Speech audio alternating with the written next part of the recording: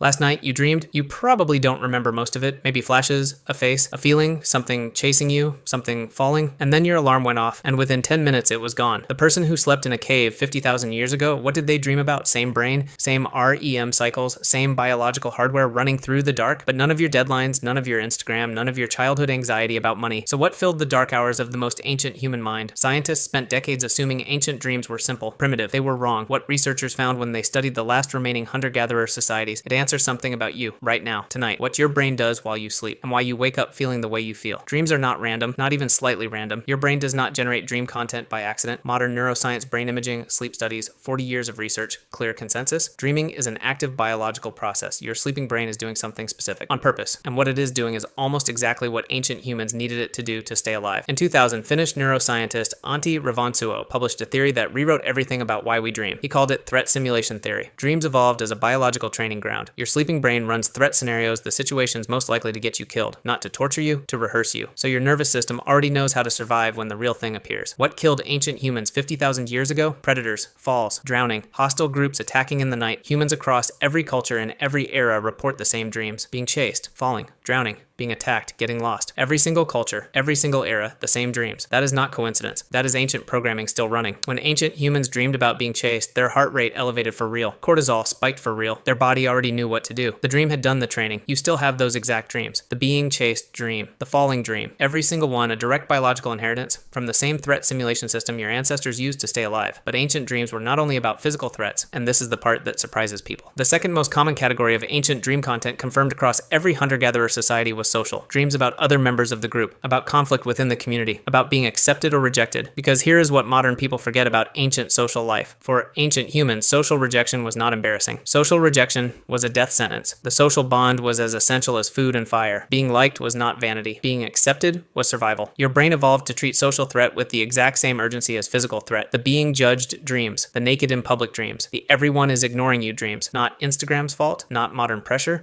not your parents' fault.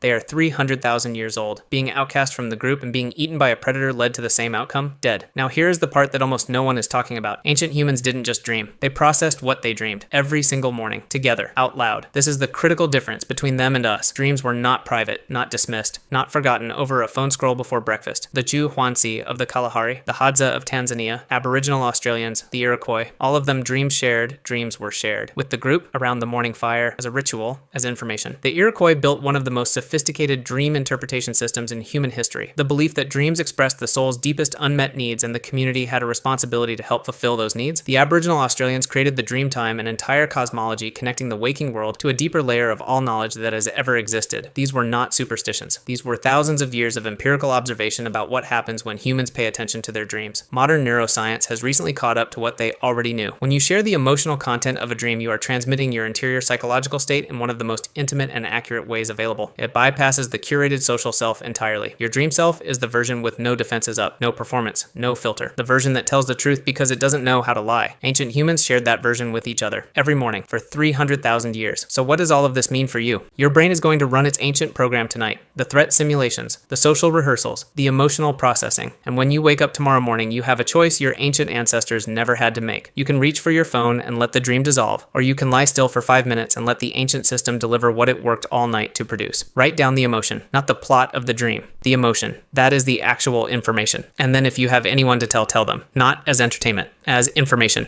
Because the content of your dream is the closest thing to your true interior world that you will ever have access to. And sharing it is the fastest path to being genuinely known by another person, which is the single most powerful predictor of human well-being ever identified. According to 50 years of research, ancient humans dreamed about the same things you dream about: being chased, falling, being rejected, losing the people they loved. The difference between them and you is not the hardware. The hardware is identical. The difference is they woke up and told each other about it around a fire, together, every single morning for 300,000 years. And somewhere in the last 100 years, we forgot to keep that fire burning. Tonight, the system runs again, the ancient program, the one that has been running in your family for 50,000 years without a single night off. What will you do with it when you wake up? Every night, your brain is doing 4 things while you sleep: processing the emotional residue of your day, the stress that hasn't been resolved, the grief that hasn't been acknowledged, rehearsing the threats your nervous system has flagged as important, physical and social both, consolidating the memories that matter, strengthening the important ones, letting the trivial ones fade, and generating the most intimate possible content, the undefended interior state which if shared, builds the deepest human knowing. And modern life is interfering with all 4 of these functions. Most people cut their sleep before the most dream-rich stages. Your richest dreaming happens in the final hours. Phone light before bed suppresses the very hormones that allow deep dreaming to begin. Ancient humans slept in complete darkness at natural times, without interruption. Their dream system ran fully every single night. Yours often doesn't. Pay particular attention to recurring dreams. Your nervous system is returning to something it hasn't finished processing. Ancient cultures took recurring dreams as urgent signals. Something is unresolved, something needs attention. We have the same dream 40 times and wonder why we feel anxious during the day. Your brain is talking. Every night, it has things to say about your life. The question is whether you are listening. A dream journal is the simplest version of what ancient humans did around the fire every morning. Write the emotion first, not what happened, how it felt. That is what your nervous system was processing. Then ask not what does this mean magically, but what does this feeling connect to in my actual life right now? The connection is usually obvious as soon as you look for it. Ancient humans understood that day and night were not separate. The night's processing shaped the person who woke up. Who you are when you wake up has been shaped by what happened while you slept. The morning fire was the bridge. Dream sharing was how the night's work became the day's wisdom. We lost that bridge, and something important went with it. The daily intimacy, the communal psychological processing, being genuinely known by people who heard your dreams every morning, and it is still available today. To anyone, at any breakfast table, in any home. It just requires choosing it. Before you reach for the phone, what did ancient humans dream about? The same things you dream about. Threats, social rejection, falling, losing the people they loved. The difference is they listened, and they shared it. Every single morning, tonight, your brain will run the ancient program again. The same dreams your ancestors had before they had words to describe them. What will you do with it tomorrow morning? What do you dream about most often? Tell me in the comments. That is where we keep the fire going. Last night, you dreamed? You probably don't remember much of it, but your brain worked incredibly hard while you slept. 50,000 years ago, someone ran the same program, the same brain, the same night. Their predators were leopards. Yours are deadlines and judgment and the fear of being unseen. But the fear response is the same. The nervous system cannot tell the difference. Their fear of exile from the tribe, your anxiety about being ignored online, same alarm, same origin. They dreamed about it, they shared it, the community responded, the need was addressed, you dream about it, forget it. Feel anxious through the day. Wonder why. Processed dream content produces reduced anxiety and stronger bonds. Unprocessed produces the reverse. The fire was where the night's interior experience became community knowledge. You can light it again. Not literally, but the conditions are available 5 minutes before the phone. Every morning. That is the window. In the stillness, the dream surfaces. The brain holds it for a few minutes, then it dissolves. Catch it before it goes. Lie still. Don't move. Let it come back. Write what remains, especially the feeling, especially the emotional tone. The feeling is the data. The plot is just the delivery system. If you felt anxious, what is that anxiety connected to in your actual waking life? If you felt sad, what loss hasn't been acknowledged? What grief is still waiting? If you were losing someone who in your life is your nervous system afraid of losing, your dreaming brain is the most honest diagnostic tool you have for your interior psychological state. Ancient humans used this tool fully. Every morning, it was how they knew themselves and each other. We discarded it before breakfast. Every morning, and wonder why we feel anxious and disconnected and heavy in ways we cannot name. The names were in the dreams, the ones you forgot before breakfast. Tonight, put a journal by your bed. Set an intention before you sleep. I'm going to listen tomorrow morning. Put your phone in another room. Sleep in actual darkness. Give the ancient system what it needs to run fully. When you wake, lie still for 5 minutes. Don't move. Let the dream come back. Write the emotion, then share it with someone. That is the complete ancient practice. Sharing a dream does 4 things. Reduces anxiety, builds intimacy, creates genuine knowing, and keeps the fire burning. See you around the fire. Subscribe for more.